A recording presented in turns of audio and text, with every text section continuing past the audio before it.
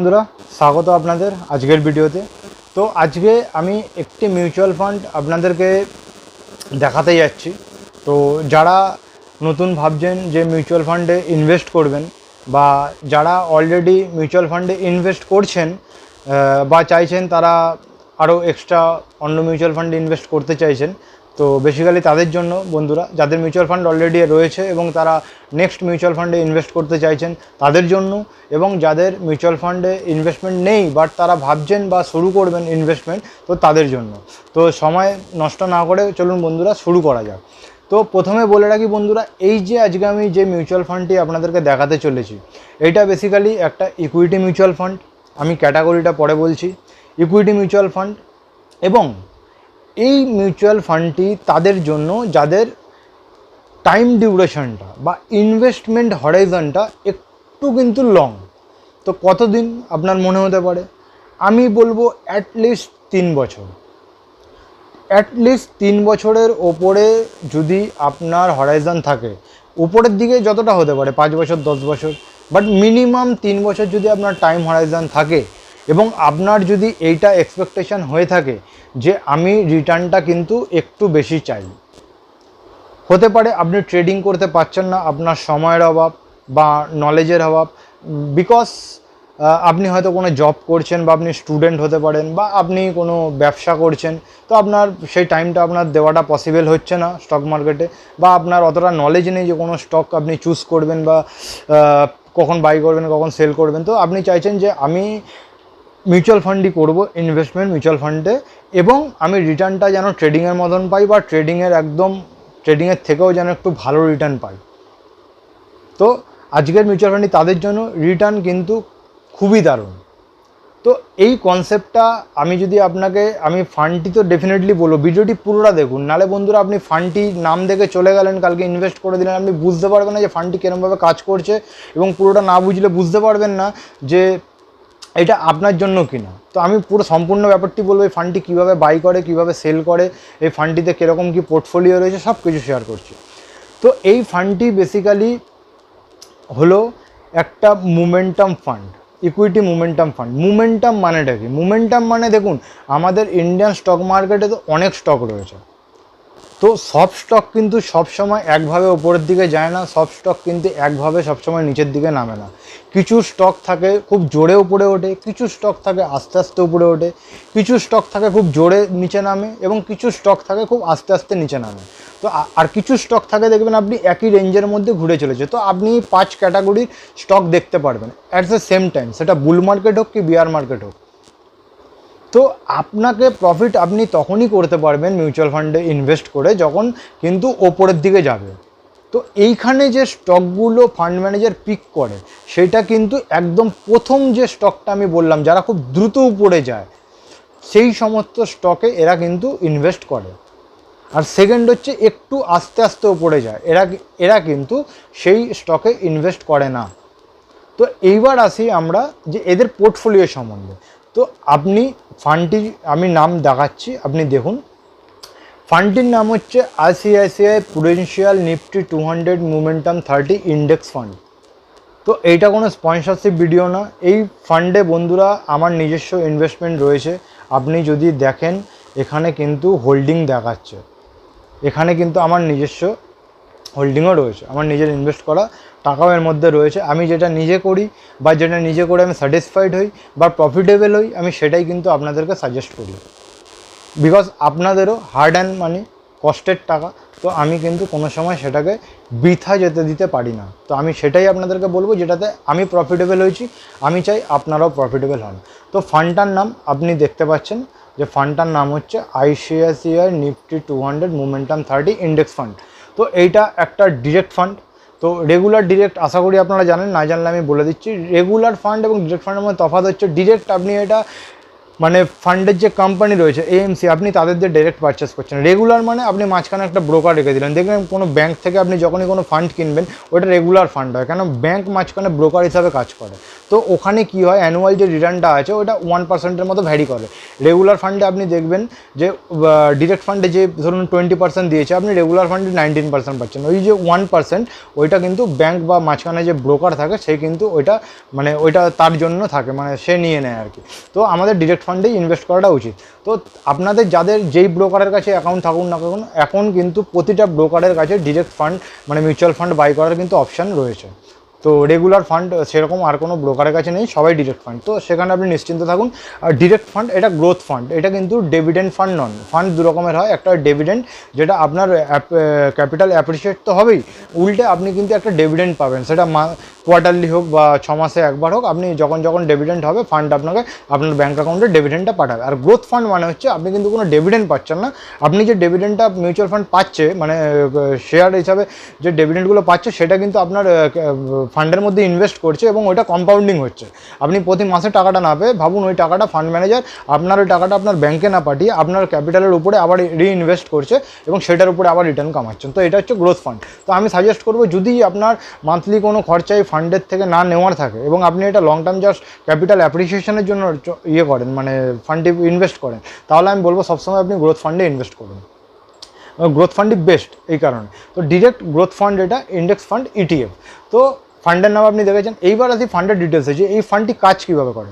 এই ফান্ডটি বন্ধুরা কাজ করে এরকম, যে নিফটিতে প্রথম যে 200 খানা স্টক আছে, মানে নিফটি 100 একটা হয়, মানে নিফটি 50 প্রথম 50টা, নিফটি নেক্সট 50 তারপরের 50টা মানে 100টা, এবং নিফটি মিড ক্যাপের মধ্যে যে নিফটি মিড ক্যাপ 150, সেখান থেকে নিফটি মিড ক্যাপ প্রথম যে 100 সেই স্টক, মানে টোটাল হলো আপনার 200 খানা স্টক। প্রথম যে 200 খানা বড় কোম্পানি ভারতবর্ষের মধ্যে, সেই প্রথম 200 খানা ভারতবর্ষের কোম্পানির মধ্যে তারা 30টা মোমেন্টাম কোম্পানিতে ইনভেস্ট করে। তো তারা বেসিক্যালি কীভাবে করে, তাদের কাছে সিস্টেম রয়েছে বা তাদের কাছে টেকনোলজি রয়েছে, তারা এইটাই দেখে যে এই 200 খানা কোম্পানির মধ্যে কোন প্রথম 30টা কোম্পানি সবচেয়ে বেশি তাড়াতাড়ি ওপরে যাচ্ছে কম টাইমে, কার মধ্যে মোমেন্টাম বেশি। তো তারা সেই কোম্পানিতে ইনভেস্ট কিন্তু করে। এবং এরা কি করে, এরা বছরে দুবার করে। একটা হচ্ছে বছরে জুন মাসে, মানে এটা আমার মে মাসে ভিডিও চলছে 2024-এ, মানে নেক্সট মান্থে এটা একবার রিব্যালেন্সিং হবে, আর একটা ডিসেম্বর মান্থে গিয়ে রিব্যালেন্সিং হবে, মানে জুন এবং ডিসেম্বর 6 মাস পর পর এরা কিন্তু রিব্যালেন্স করে। তো এরা ধরুন জুন মাসে রিব্যালেন্স করলো, প্রথম 200 খানা স্টকের মধ্যে প্রথম 30 খানা স্পিড বা মোমেন্টাম রয়েছে এরম 30 খানা স্টক চুজ করে এরা ইনভেস্ট করলো। তো এবার সেই স্টকটি 6 মাস চললো, ডিসেম্বরে গিয়ে তারা আবার রিচেক করবে যে এই স্টকগুলোর মধ্যে এখনও মোমেন্টাম কি ঠিকঠাক রয়েছে নাকি অন্য কোনো স্টক মোমেন্টামে এসে গেছে। তো তারা কি করবে, যদি দেখে না এই স্টকে পুরনো কোনো স্টকে মোমেন্টাম নেই, সেই স্টকটাকে তারা বেচে দেবে, পোর্টফোলিও দিয়ে সরিয়ে দেবে, নতুন যে স্টকটি তারা পাবে সেটি কিন্তু পোর্টফোলিওতে আবার জায়গা দেবে। তো এইটা গেল একটা ফান্ডা। সেকেন্ড হচ্ছে কি, সেকেন্ড হচ্ছে এরা যে স্টক, আমি জাস্ট এটা আগে বলে নিই আপনাদের। তো এদের যে পোর্টফোলিওটা আপনি যদি দেখেন 30 খানা স্টক, এরা কিন্তু কোনো স্টকে 5%-এর বেশি ইনভেস্ট করে না। এরা একটা স্টকে 5%-এর বেশি ইনভেস্ট করবে না। 5%-এর কম হতে পারে, কিন্তু 5%-এর বেশি ইনভেস্ট করবে না। বাট এইখানে আপনি যদি দেখেন, আপনার মনে প্রশ্ন আসতে পারে যে এখানে তো 6.10% অ্যালোকেশন দেখাচ্ছে। এটা 6.10% অ্যালোকেশন নয়, এইটা হয়েছিল ওনারা 5%-এই আপনার টোটাল ক্যাপিটালের 5%ই এখানে ইনভেস্ট করেছিল, কিন্তু এইটা অ্যাপ্রিসিয়েট হওয়ার পর, শেয়ারটার দাম বেড়ে যাওয়ার পর এর যা ভ্যালুয়েশন হয়ে দাঁড়িয়েছে পোর্টফোলিওতে, সেটা হচ্ছে 6.10%। তো সেই কারণে এটা দেখাচ্ছে। তো নেক্সট মান্থে যখন রিব্যালেন্সিং হবে, যদি স্টকটি থাকেও, আপনি কিন্তু তখন দেখবেন এটা 5% বা 5%-এর কম হয়ে গেছে। তো এটা আশা করি বন্ধুরা বোঝা গেল। তো এদের হোল্ডিং যদি আপনি দেখেন, আপনি দেখে নিন, এবং পার্টিকুলার সেই স্টকটা আপনি গিয়ে দেখুন, লাস্ট কিছু মাস ধরে স্টকটা কিন্তু সত্যি খুব ভালো আপ মোমেন্টামের মধ্যে রয়েছে। যেমন ট্রেন্ড, এদের সবচেয়ে বেশি হোল্ডিং রয়েছে ট্রেন্ড লিমিটেড, তারপর টাটা মোটরস, হিন্দুস্তান অ্যারোনটিক্স, তারপরে হচ্ছে আপনার Bajaj auto, coal India, REC limited, NTPC, PFC limited, doctor Reddy, Bharat electronics. তো আপনি নিজের ব্রোকারের যে অ্যাপ রয়েছে, আপনি সব ব্রোকার, যে ব্রোকারের কাছেই আপনার অ্যাকাউন্ট থাকুক না কেন, আপনি কিন্তু সেখানে পেয়ে যাবেন। আপনি মানে মিউচুয়াল ফান্ডের নামটা দিয়ে আপনি সার্চ করবেন, ডিটেলস সব ভেতরে রয়েছে। তো আমি জাস্ট একবার বেসিকগুলো একটু দেখিয়ে দিই। এটার এনএভি যদি আপনি দেখেন, এনএভি কিন্তু 18.9258, মানে একটা ইউনিটের দাম হচ্ছে 18.9258 একটা ইউনিটের প্রাইস। তো লাস্ট দিন যদি আপনি দেখেন, এটা কিন্তু লাস্ট ডে আপনার 1.09% কিন্তু অ্যাপ্রিসিয়েট করেছে লাস্ট ডের হিসাবে। তো 1% বেড়েছে লাস্ট দিনের তুলনায়। এবার এইটার যদি আপনি রিটার্নটা দেখেন, রিটার্নটা আপনি দেখুন, এইটা কিন্তু বেশি পুরনো ফান্ড নয়, রিসেন্টলি এসছে, 2 বছরের রিটার্নও নেই দেওয়া, 1 বছরের রিটার্ন রয়েছে, যেটা রিটার্ন আপনি কিন্তু দেখতে পাচ্ছেন। রিটার্ন দেখুন 74%। মানে আপনি যদি 1 লাখ টাকা 1 বছর আগে এই ফান্ডটির মধ্যে ইনভেস্ট করতেন, আজকে সেটির ভ্যালু কিন্তু 1,74,000 টাকা হতো, 1,74,000 রুপিস 1 বছরে। তো আমি বলছি না যে প্রতি বছরে এরকমই রিটার্ন দেবে, বাট আপনি সিএজিআর যদি দেখেন 1 বছরে 74% মানে কিন্তু হিউজ রিটার্ন বন্ধুরা। অনেকে ট্রেডিং করে দিনে অনেকটা টাইম ট্রেডিংয়ের মধ্যে টাইম ইনভেস্ট করেও কিন্তু এই রিটার্ন বছরের শেষে আনতে পারে না।